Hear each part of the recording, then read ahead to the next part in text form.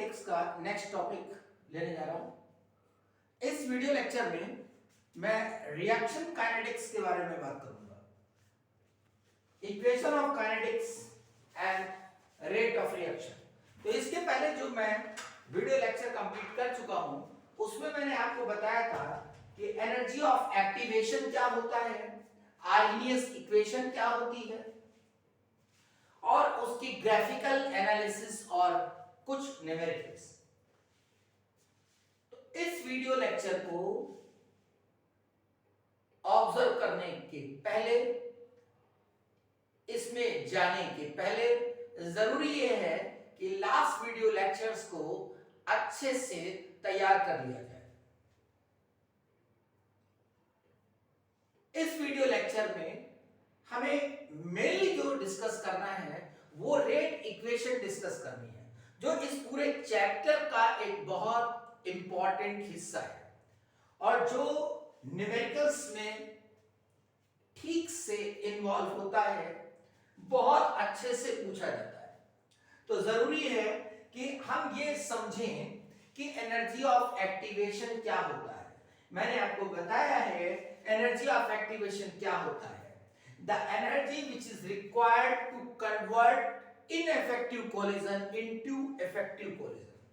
मतलब कहने का है, अगर कोई मॉलिक्यूल कोलाइड तो हो रहा है, कोलिजन में पार्टिसिपेट कर रहा है, लेकिन वो प्रोडक्ट में कन्वर्ट नहीं हो रहा है, तो इसका मतलब अब हम उसे एनर्जी देंगे रिएक्शन में पार्टिसिपेट करने के लिए। तो वो minimum amount of energy that is required to convert ineffective collision into effective collision is known as energy of activation है। अब मान लीजिए कि जो भी हमने रिएक्टेंट लिया है, उस रिएक्टेंट के अंदर कुछ मॉलिक्यूल ऐसे होंगे जो कि प्रोडक्ट में कन्वर्ट हो सकते हैं और कुछ मॉलिक्यूल ऐसे होंगे जो प्रोडक्ट में कन्वर्ट नहीं हो सकते। इसका मतलब यह हुआ कि जो प्रोडक्ट में कन्वर्ट हो सकते हैं वही हमारे मतलब के हैं। इसका मतलब रेट ऑफ रिएक्शन जो है, rate of reaction is only depend on the concentration of that substance which are having that minimum amount of energy, यानी थ्रेशोल्ड एनर्जी।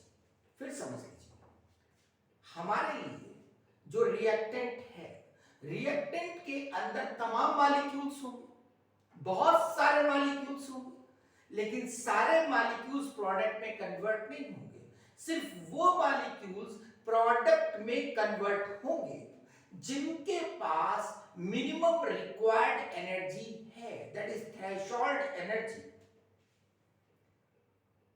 जिनके पास वो मिनिमम रिक्वायर्ड एनर्जी है वो प्रोडक्ट में कन्वर्ट होंगे। कहने का मतलब ये हुआ कि जो क्वांटिटी तो हमारे पास बहुत ज्यादा है, लेकिन रेट ऑफ रिएक्शन कि पर सेकेंड में प्रोडक्ट कितना बन रहा है वो इस बात पे डिपेंड करेगा कि हमारे पास कन्वर्टेबल मास कितना है, हमारे पास वो मॉलिक्यूल्स कितने हैं या वो सब्सटेंस कितना है जो प्रोडक्ट में कन्वर्ट हो सकता है। अब इस बात को ध्यान में रखते हुए एक लॉ बनाया गया जिसे नाम दिया गया लॉ ऑफ मास एक्शन। यानी वो मास जो कि एक्शन में आता है, यानी एक्शन का मतलब जो कि प्रोडक्ट में कन्वर्ट हो सकता है, वो मास। तो इस बिहाफ पर ये लॉ बना कि rate of reaction is proportional to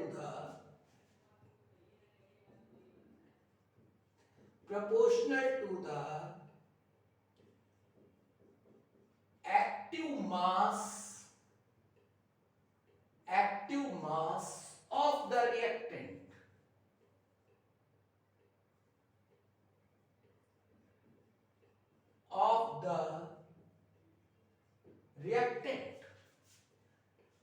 अब देखिए rate of reaction,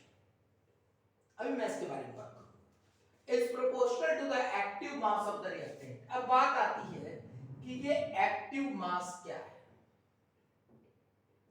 active mass होता है कंसंट्रेशन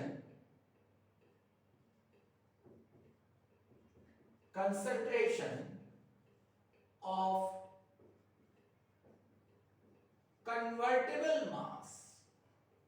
कन्वर्टेबल मास मतलब जो प्रोडक्ट में कन्वर्ट हो सकता है, उसके कंसंट्रेशन की बात कर रहे हैं। And it is represented by this bracket and the unit of this is gram moles per litre, जो कंसंट्रेशन की यूनिट होती है। कोई भी अंतर नहीं है, यानी यहां पर हम उस क्वांटिटी को लिखेंगे, उस रिएक्टेंट के कंसंट्रेशन को लिखेंगे जो प्रोडक्ट में कन्वर्ट हो सकता है। तो रेट ऑफ रिएक्शन क्या है?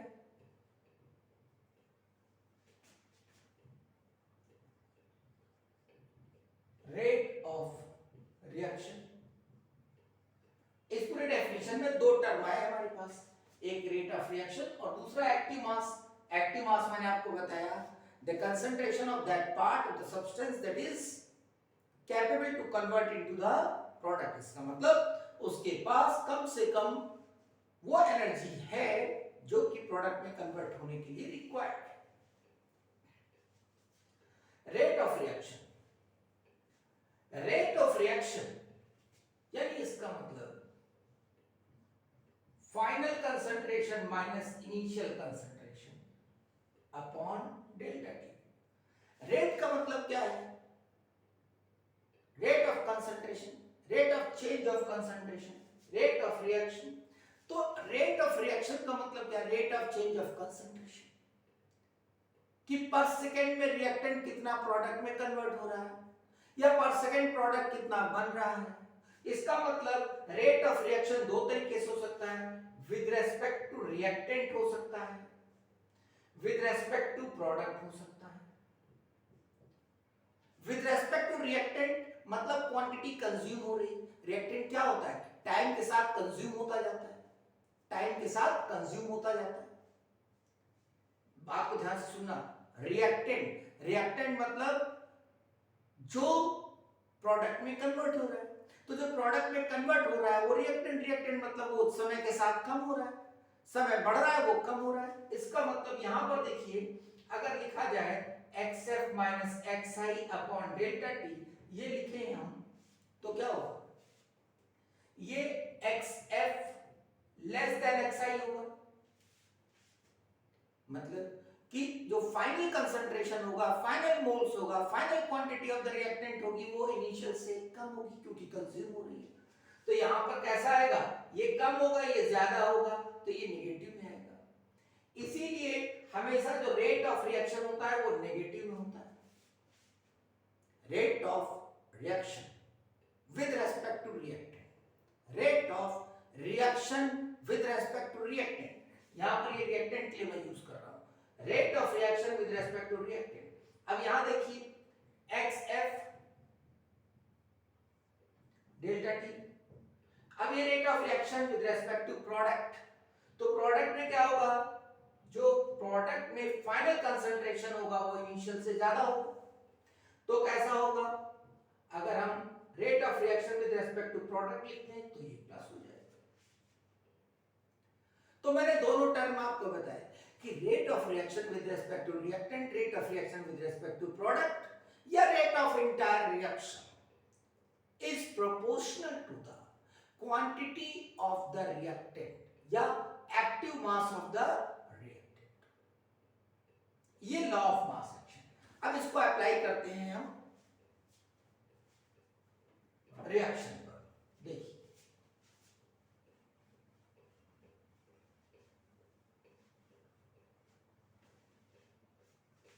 देखिए, rate of reaction is proportional to the active mass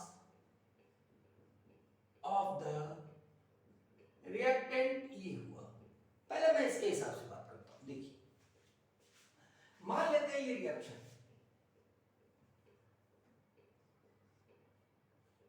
reactant ये प्रोडक्ट हुआ, तो लिखूंगा मैं rate of reaction is proportional to the active mass of A, reactant का एक्टिव मास। तो अब मैंने यहां प्रोपोर्शनल साइन हटाया,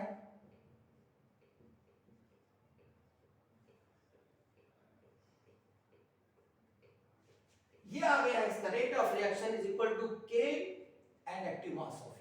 अब के क्या है? K is the rate constant, K is rate constant, वही आरएनएस से जो निकला था वही। अब अगर मान लेते हैं रिएक्शन ऐसी हो बेटा, तो अब यहां पर पहली रिएक्शन में तो एक ही रिएक्टेंट है, दूसरी रिएक्शन में दो रिएक्टेंट है, तो यही रेट ऑफ रिएक्शन। यहां पर क्या कहता है लॉ ऑफ मास एक्शन, क्या कहता है ऐसे के लिए, क्या कहता है, if more than one reactant are present in the reaction, if more than one reactants are present in the reaction, then rate of reaction is proportional to the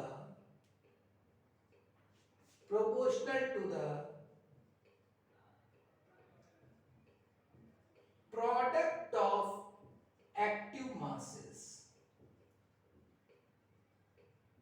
of reactants।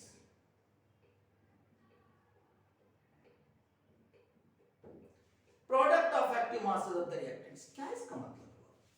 If more than one reactant, अगर एक से ज्यादा reactant लिए गए तब क्या होगा? तब होगा कि rate of reaction is proportional to the product of active masses of the reactant. मतलब क्या हुआ? मतलब ये हुआ कि यहां पर हम लिखेंगे R is proportional to the A, यानी active mass of A into active mass of B, यानी रिएक्शन लिखा जाएगा R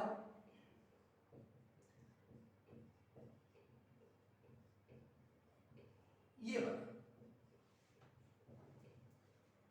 अब देखिए, अब इन्हीं दोनों का हम फायदा उठा करके आगे तमाम रिलेशन बनाते हैं। जैसे अगर मैं लिख दूं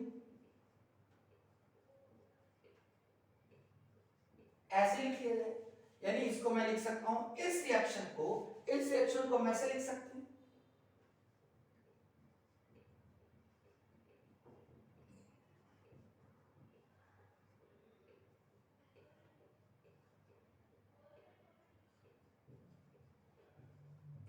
यानी लिखा जा सकता है। अब इस पे law of mass action apply कर दें, तो प्रोडक्ट ऑफ एक्टिव मासेस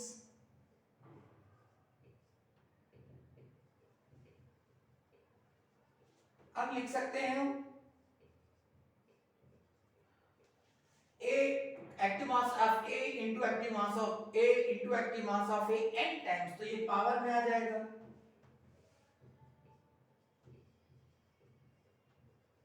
ऐसा बल्कि मैं यहां पे ऐसे कर लूं तो आपको ज्यादा समझ आएगा।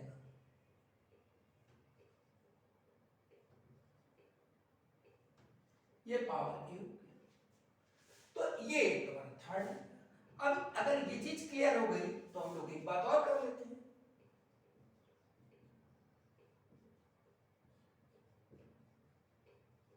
ये लिखा हमने, अब इसके लिए डायरेक्ट लिख सकते हैं प्रोपोर्शनल टू a की पावर a, b की power b, r is equal to a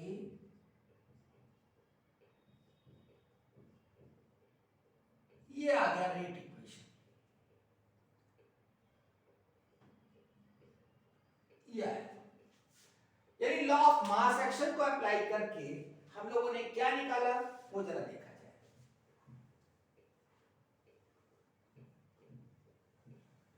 ये लॉ ऑफ मास एक्शन से जो हम लोगों ने निकाला वो क्या निकाला? अभी बहुत इंपॉर्टेंट रिलेशन मिलेगा हम लोगों को, पहले देख लीजिए। यानी अगर लिखा हुआ है A B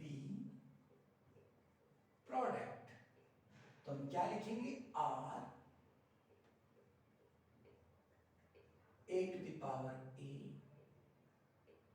B to the power।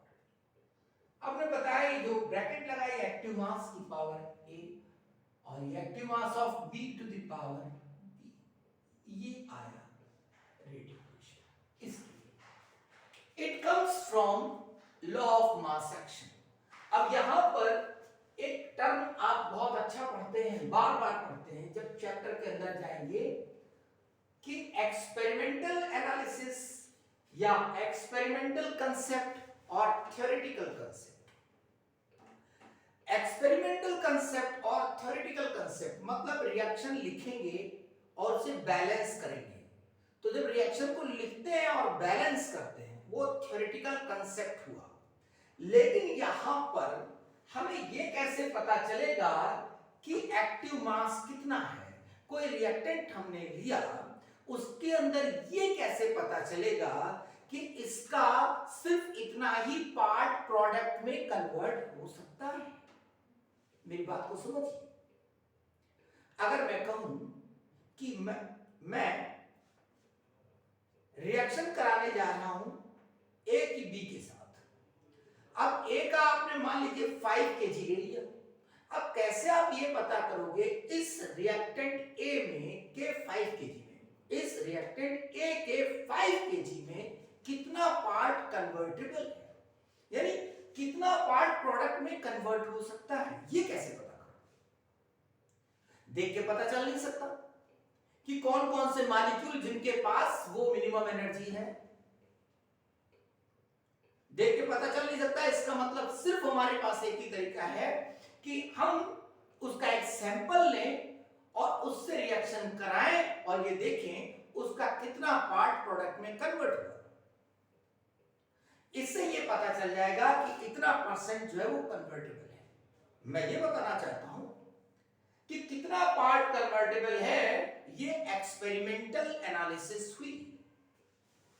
ये एक्सपेरिमेंटल एनालिसिस हुई। अभी मेरी इस बात को ध्यान से सुनना, अभी बाद में मैं यूज करूंगा। इसका मतलब ये हिस्सा जो मैंने ए और बी निकाला है वो यहां पर देख करके नहीं आ सकता।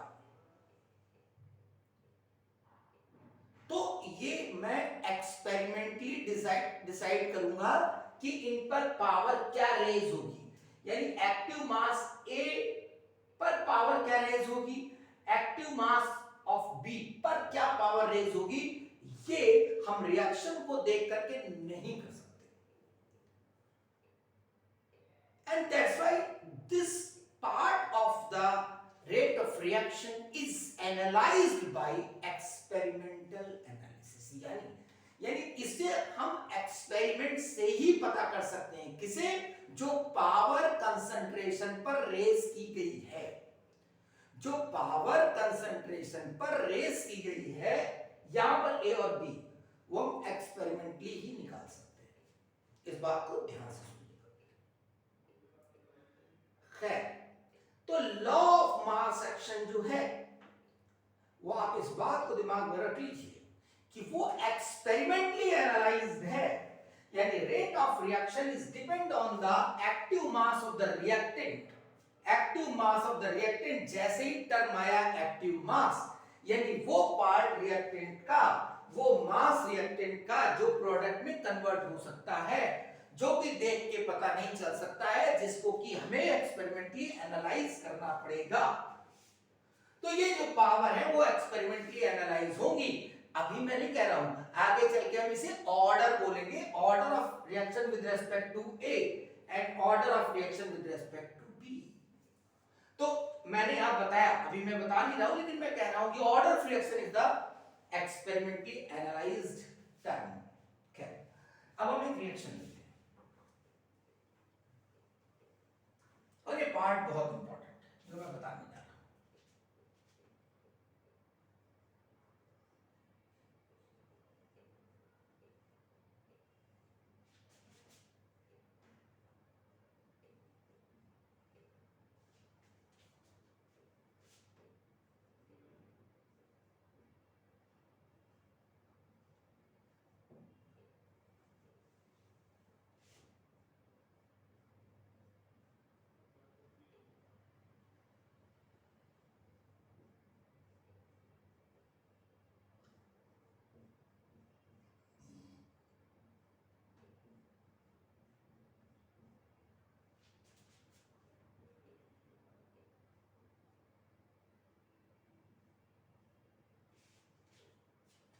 ये मैंने रिएक्शन लिखी है।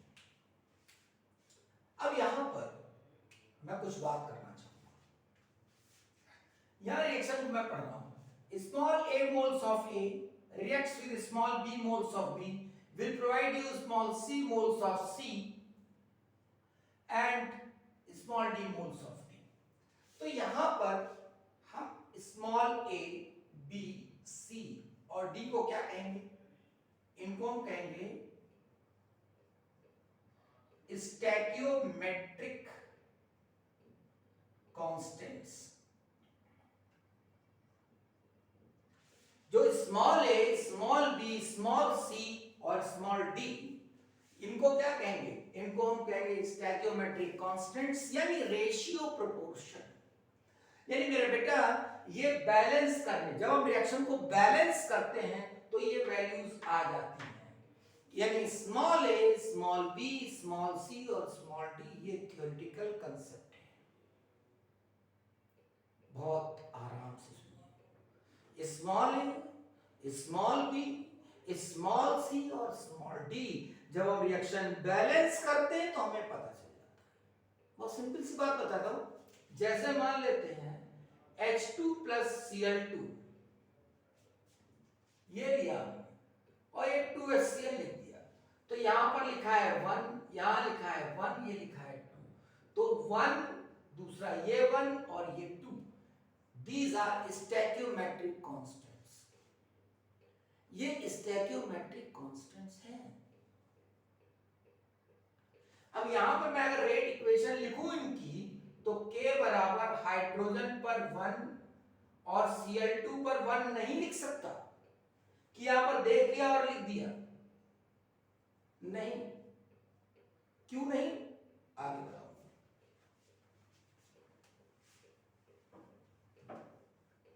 अब देखिए, तो मैंने बताया ये स्टैकियोमेट्रिक कांस्टेंट्स।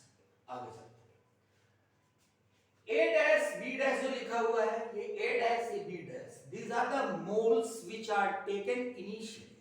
यानी कैपिटल A का A dash मोल्स लिया गया, कैपिटल B का B dash मोल्स लिया गया initially T not. T not का मतलब अभी रिएक्शन शुरू नहीं हुई है। अगर T नॉट लिखा है इसका मतलब अभी रिएक्शन शुरू नहीं हुई है, और अगर रिएक्शन शुरू नहीं हुई है तो A dash B dash क्या होंगे? Initial quantities of the reactant A and B, तब प्रोडक्ट कितना होगा? 0 0। इतनी बात समझ में आई होगी।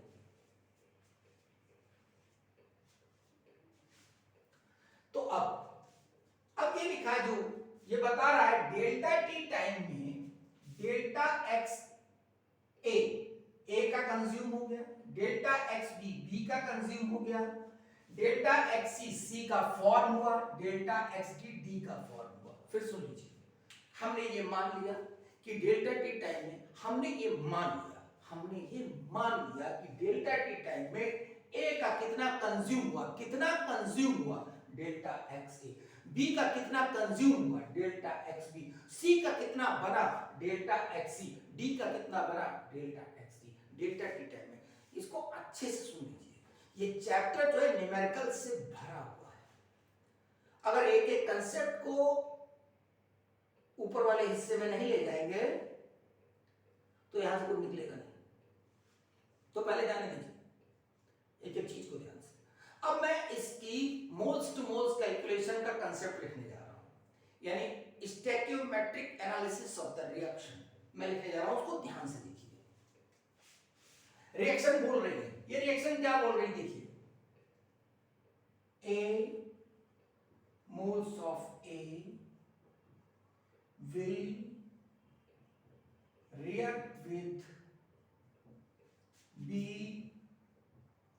moles of B। मेरा ख्याल इतनी बात समझ में आई होगी भाई, इसमें क्या परेशानी? Small a moles of A will react with small b moles of B, कोई तो लिखा है। तो अब अगर ऐसा है तो 1 मोल के लिए क्या होगा?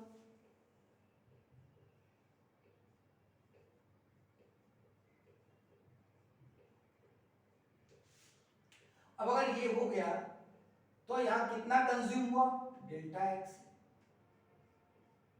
अगर A मोल्स कंज्यूम होता है तो इसका B मोल, अगर इसका 1 मोल कंज्यूम होगा तो B/A, तो इसका डेल्टा एक्स ए अगर कंज्यूम हो तो बी का कितना कंज्यूम होगा?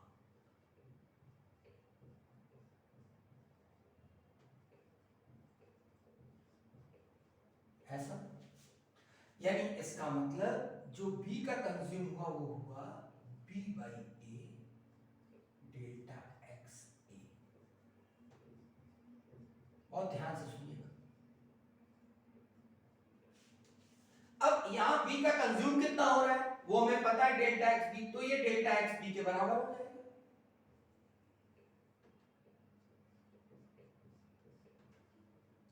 यानी ये मैंने मोल्स टू मोल्स कैलकुलेशन से निकाला कि अगर ए मोल्स ए का रिएक्ट करता है तो बी का कितना मोल्स करेगा? बी मोल्स करेगा।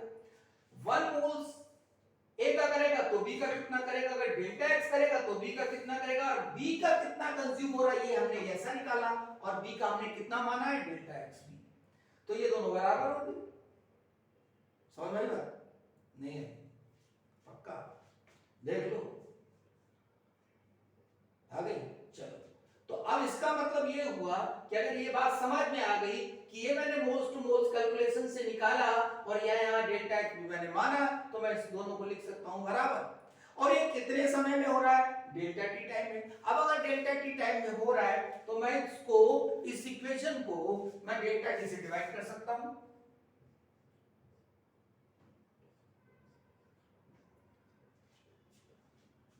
अब ये मैंने लिख लिया, इसको ध्यान से देखो। इस b को यहां से हटाया जाए, यहां लिख लिया जाए, b को हम इधर लिया है, दोनों तरफ नेगेटिव से मल्टीप्लाई कर दिया जाए।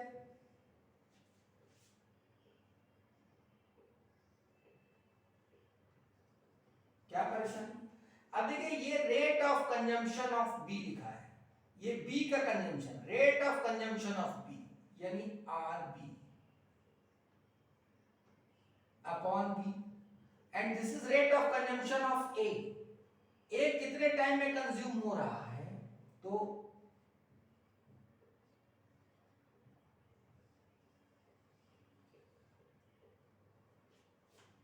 ये एक रिलेशन है। तो आर ए क्या है? Rate of consumption of A, delta x A upon delta D, rate of consumption of A, delta x B upon delta D, rate of consumption of B. ये रिलेशन आ गया। अब देखिए,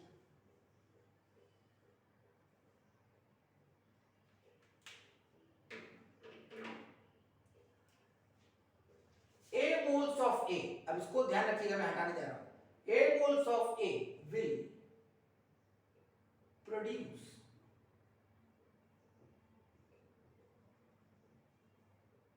C moles of C।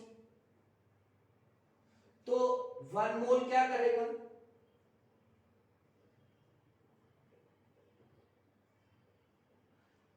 A मोल करता है, C मोल produce करता है, तो 1 मोल A का कितना करेगा? C by A। तो डेल्टा एक्स से कितना करेगा?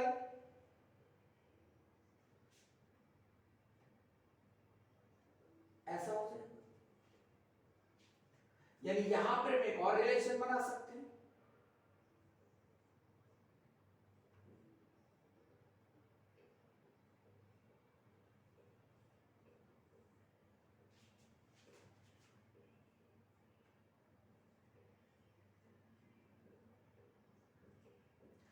ये जो है C का मोल्स इतना बन रहा है अगर डेल्टा एक्स से कंज्यूम हो रहा है। अगर डेल्टा एक्स से मोल्स कंज्यूम हो रहा है तो C का इतना बनना चाहिए, और C का यहाँ कितना बन रहा है? Delta x. इसका मतलब ये दोनों बराबर हो गए, हमने यहाँ लिख दिया। अब अगर यहाँ लिख दिया तो इसको डेल्टा टी से डिवाइड कर दें, इस C को यहाँ से हटा दें। अब देखिए ये क्या है? आर सी, ये क्या है? R A. अब ये यहां पर रिएक्टेंट है माइनस, ये प्रोडक्ट है प्लस। मेरा कह रही बात समझ में आई होगी। अब अगर ये बात समझ में आई है तो अब देखिए यहां कुछ खास चीज लिख ली जाए। देखिए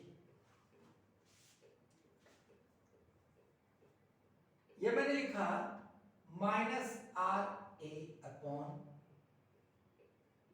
ए, देखिए ये लिखा हुआ है equal to minus R B upon B. अब यहां पर देखिए माइनस आर ए अपॉन ए की जगह लिख सकते हैं plus R C by C. अब यहां पर बिल्कुल सी की तरह ये भी लिख सकते हैं ऐसा, इसको हम जनरलाइज वे में आर लिख सकते हैं। इट इज रेट इक्वेशन जिसमें रेट ऑफ रिएक्शन दे रखी है। अब देखिए यहां पर आर ए क्या है, आर बी क्या है, आर सी क्या है, आर डी क्या है और आर क्या है।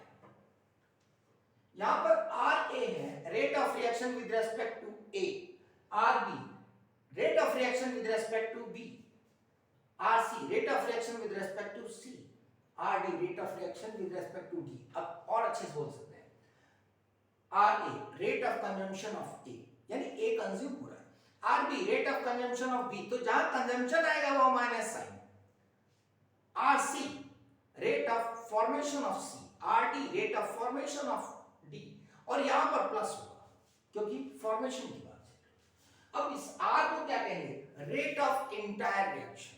अभी मैं इस पर आपको पूरा एक्सप्लेन करूंगा। अभी मैंने पढ़ा था कि R इज इक्वल टू के ए टू द पावर ए, और ध्यान से सुनिएगा, और बी की पावर बी। ये ऐसी रिएक्शन के लिए था, ये रिएक्टेंट हो गए तो ये इस पे पावर हो गई। और इसको हमने कहा था इक्वेशन ऑफ काइनेटिक्स।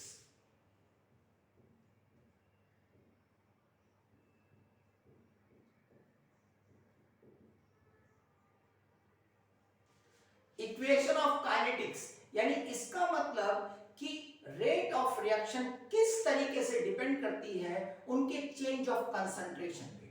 यानी इसका मतलब अगर हम ए का कंसंट्रेशन चेंज करें तो रेट ऑफ रिएक्शन कैसे चेंज करेगी, इफेक्ट करेगी, बी का कंसंट्रेशन चेंज करें तो रेट ऑफ रिएक्शन कैसे चेंज होगी। और ये मैंने बताया था अभी थोड़ी देर पहले कि ये एक्सपेरिमेंटली एनालाइज्ड प्रोसेस है, यानी इसका मतलब ये हमें पता नहीं होता कि एक्टिव मास ए का कितना है, एक्टिव मास बी का कितना है। इसके लिए हमें क्या करना पड़ता है, हम एक्सपेरिमेंट्स में जाते हैं, जो कि और आगे मैं क्लियर करूंगा जब मैं ऑर्डर ऑफ रिएक्शन पढ़ूंगा। खैर अभी मैं इसके इंट्रोडक्शन जाता हूं। अब देखो जो आर भी लिखा हुआ है, आर ये भी लिखा हुआ है, तो हम कैसे लिखेंगे, इन दोनों को साथ में लिखते हैं, के ए की पावर ए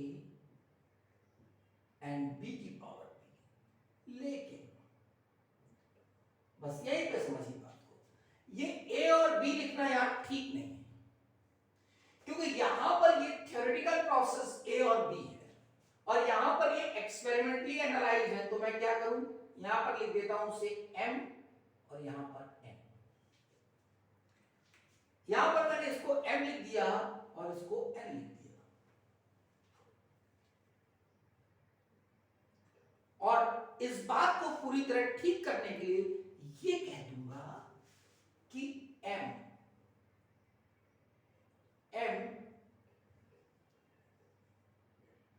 ए के बराबर हो भी सकता है और नहीं भी हो सकता है। यानी अगर पूरी तरह बात की जाए तो इसको हटाया और लिख दिया कि M may be equal to, less than or greater than that of A, ऐसे ही n A के बराबर भी हो सकता है, नहीं भी हो सकता है, n D के बराबर भी हो सकता है, नहीं भी हो सकता है। ठीक है, तो यहां पर the power which are raised, n is what, n is the power which is raised on the concentration of A, and n is the power which is raised on the concentration of B. So the powers which are raised on the concentration of reactant in equation of kinetics is known as order of reaction, and these values small a and small b, these values are known as the molecularity of the reaction. क्या कहते हैं? molecularity of the reaction. तो molecularity of the reaction is related with the theoretical concept, but order of reaction is the experimentally analyzed concept. इसका मतलब हम reaction को देख करके ही सिर्फ हम नहीं बता सकते कि ऑर्डर ऑफ रिएक्शन क्या है, लेकिन रिएक्शन को देख करके हम ये बता सकते हैं कि मॉलिक्यूलरिटी क्या है। मेरी बात समझ में आई? अब मैं एक दो रिएक्शन इस पे लिख के दिखाता हूं और फिर मैं बताऊंगा कि जो कैलकुलेशंस करते हैं हम, सिंपल कैलकुलेशन कैसे करते हैं और इस इक्वेशन ऑफ काइनेटिक्स का क्या फायदा होता है। देखिए, इसी को यूज करते हैं। देखिए, मान लेते हैं हमने लिखा सिंपल एकदम SO2 सल्फर रिएक्शन लिखता हूं, SO2 O2 SO3 बैलेंस करते हैं, इससे बैलेंस हो गई। ठीक, अब इसके लिए मैं इक्वेशन ऑफ काइनेटिक्स लिखता हूं, R is equal to R SO2 by 2, ये 2 नीचे आ गया, बाई 1।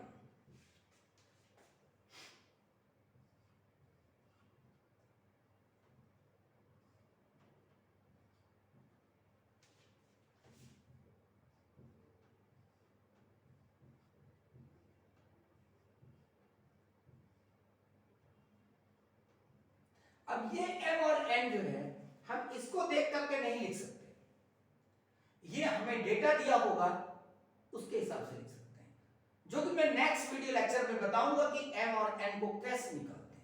अब देखिए यहां पर फिलहाल आगे इसमें कैसे करेंगे ये देखिए।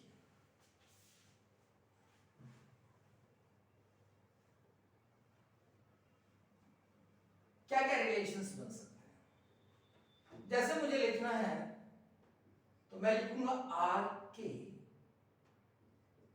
SO2 O2, यहां पर मैं M लिख देता हूं, N लिख देता हूं, थोड़ा बड़ा लिखता हूं, हो सकता है आपको ना दिखाई दे रहा हो, तो मैं SO2 पर M लिख दिया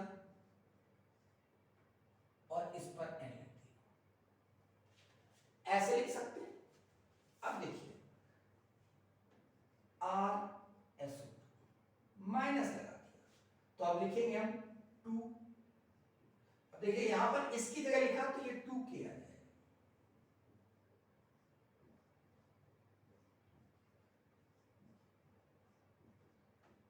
अब अगर मान लीजिए वो ये कहता है इसमें लिखना है तो ऐसा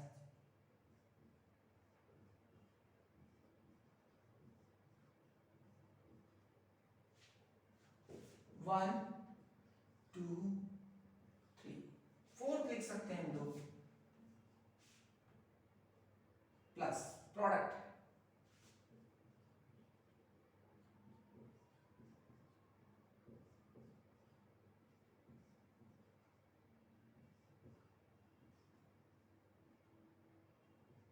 ए।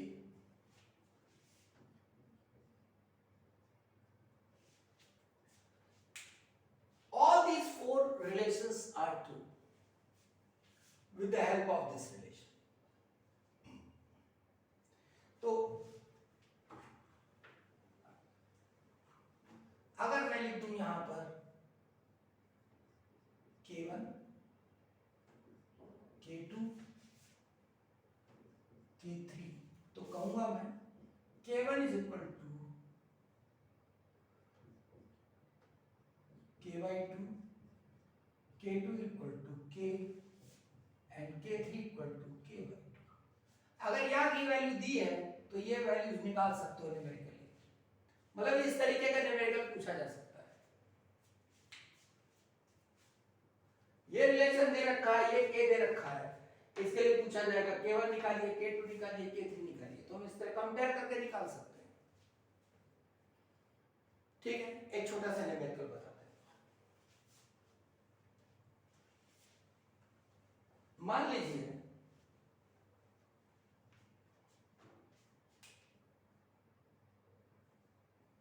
एक सेकेंड, जरा इंक इसमें थोड़ा डाल दिया जाए।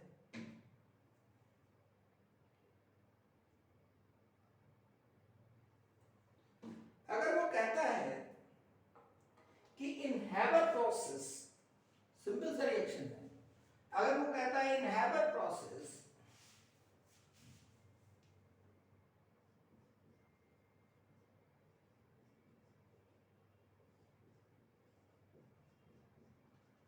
ये हैबर प्रोसेस है,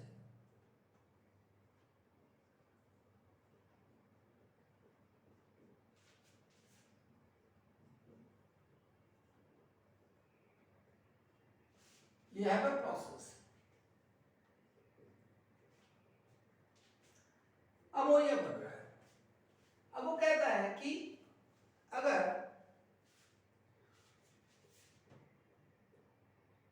20 मोल्स या 6 मोल्स ऑफ हाइड्रोजन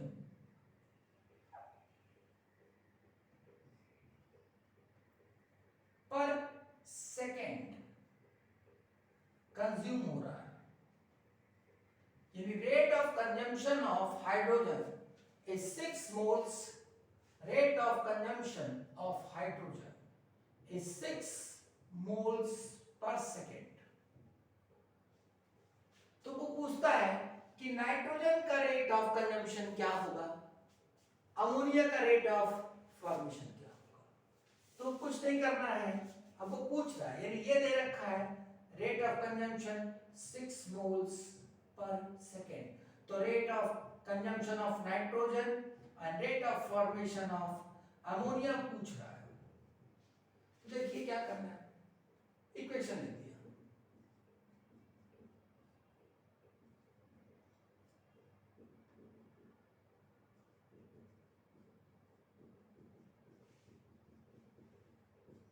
जो भी स्टैचोमेट्रिक कांस्टेंट नीचे लिख दिए, यहाँ 1 नीचे 1, 3 यहाँ पर हाइड्रोजन नीचे 3, यहाँ पर लिख दिया 2। ठीक है, तो अब हमें H2 दिया हुआ है, H2 दे रखा है। चलिए, तो RN2 कितना हो जाएगा, ये हो जाएगा 6। अब देखिए यहां पर ये पूरा मैंने एज इट इज -RH2 की जगह 6 रख दिया, ये आ गया 2, तो -R यानी 2 moles per second nitrogen consume हो रहा होगा। Rate of consumption of nitrogen will be 2 moles per second. बात करते हैं हम लोग अमोनिया की, तो ये हो जाएगा -H2 upon 3 is equal to RNH3 upon 2। ये अब हमें निकालना है RNH3, ये निकालना है, तो ये क्या होगा 2/3 RH2। अब 2/3 RH2 कितना 6, 4 मोल्स पर सेकेंड।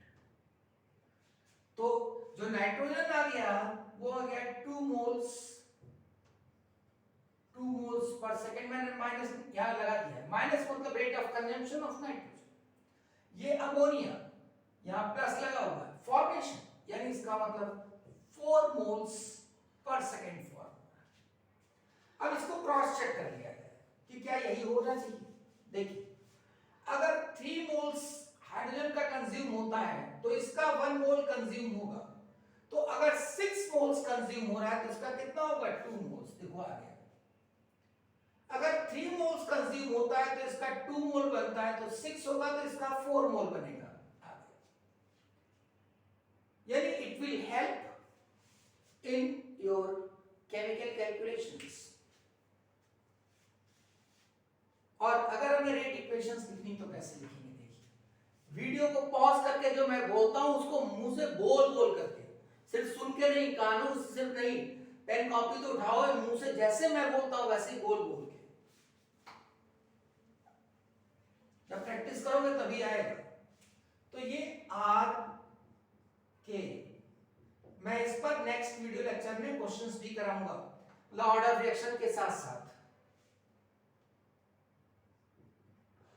अब यहां पे मैं ये नहीं लिख सकता कि ये कितना होगा, क्योंकि ये हमें एक्सपेरिमेंटल एनालिसिस पे ही डिपेंड रहना पड़ेगा, क्योंकि जो एक्सपेरिमेंटल एनालिसिस है वो बताएगी नाइट्रोजन के कंसंट्रेशन पर क्या पावर आएगा या हाइड्रोजन की कंसंट्रेशन पर क्या पावर आएगा, तो डायरेक्ट नहीं लिख सकते। तो ये यहां पर मान लेते हैं कि ये रेट इक्वेशन आए। तो अब Rn2 ये आएगा आपका, मान लेते हैं K1 N2 M H2N, मान लेते हैं दिस इज RH2 K2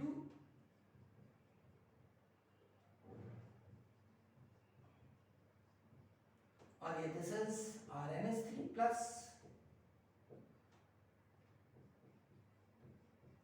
अब वो ऐसे करके दे देगा और पूछेगा कि बताइए K1 K2 K3 in terms of K, तो कैसे करोगे? देखो Rn2 ये दे रखा है, अगर मैं लिखूं यहां पर तो R की जगह क्या लिख सकता हूं? देखो ध्यान से देखना, मैं एक ही में बता रहा हूं, एक ही रिलेशन में सब कुछ बता रहा हूं। R की जगह मैं ये लिख सकता हूं Rn2/1, इसका मतलब ये अगर 1 यहां चला जाएगा तो यानी K1 बराबर हो जाएगा, कंपेयर कर सकते हैं।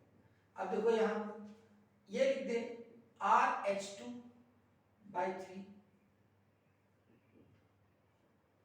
अब ये 3 यहां चला जाएगा K की जगह, अगर ये लिखना चाहें RH2 की जगह लिखना चाहें तो 3 कहां चला जाएगा K के साथ, सही करेंगे इसको, मैं करके दिखा देता हूं। RH2/3 R की जगह रख रहा हूं मैं, ये R की जगह है ना, इस R की जगह लिख सकते हैं RH2/3, तो ये हो जाएगा K N2 M H2N, ऐसे लिखिए। अब मैं लाना मुझे RH2, तो मैंने इसको यहां से हटा दिया और यहां 3 कर दिया, तो ये ऐसा लिख सकता हूं, ये भी सही है। तो अब देखिए यहां पर K2 है और यहां पर कितना आ गया 3K, तो क्या हो जाएगा K2 = 3K, और बस ऐसे ही इसको करोगे तो क्या आ जाएगा K3 = 2K, क्योंकि यहां पर 2 लग जाएगा।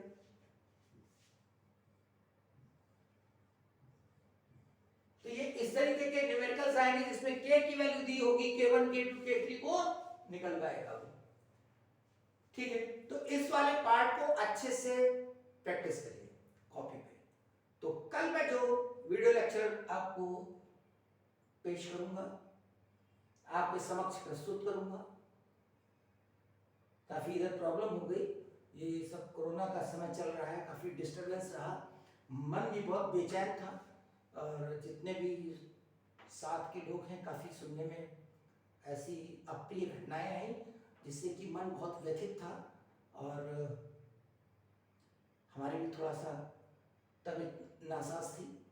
खैर ईश्वर करे सब ठीक हो जाए, बहुत ही खराब स्थितियां चल रही हैं चारों तरफ, बहुत अच्छा नहीं चल रहा है बिल्कुल, और मैं भी और आप सब लोग प्रार्थना करते हैं ईश्वर से कि ईश्वर जैसा पहले था वैसा ही कर दो, और अगर हमसे कुछ गलतियां हुई हो तो हमें माफ करें ईश्वर हमसे, क्योंकि हम लोग प्रार्थना ही कर सकते हैं ईश्वर के सामने, कुछ भी गलतियां हुई हो, क्योंकि बिना गलतियों के कुछ होता नहीं है।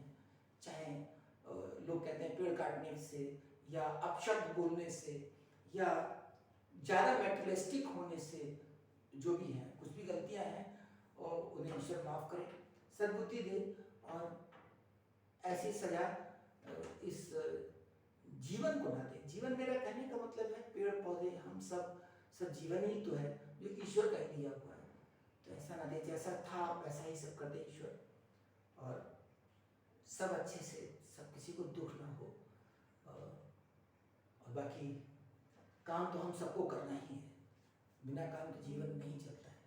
आज ऐसी इन परिस्थितियों में भी तमाम लोग चुनाव की ड्यूटियां कर रहे हैं, तमाम लोग बाहर काम कर रहे हैं, तमाम लोग सब लगे हैं, डॉक्टर्स काम कर रहे हैं, बहुत सारे लोग। हम लोग तो घर में बैठ कर के ये कर ही सकते हैं, हम लोग ये कर सकते हैं। आप लोग पढ़ाई के लिए मन लगा के बड़े बड़े डॉक्टर्स बनिए, बहुत ज़बरदस्त मेहनत करिए, इंजीनियर बनिए, और ये जो ऐसी ऐसी चीज़ें आती हैं इनके सामने खड़े होने के लिए अपने आप को सक्षम बनाइए।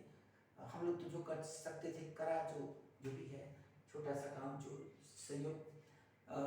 सहयोग कर सकते हैं तुम लोगों का आगे बढ़ने में, इतना हम लोग सोच सकता है। खैर, तो एक बार फिर से खूब मेहनत करिए, ठीक है।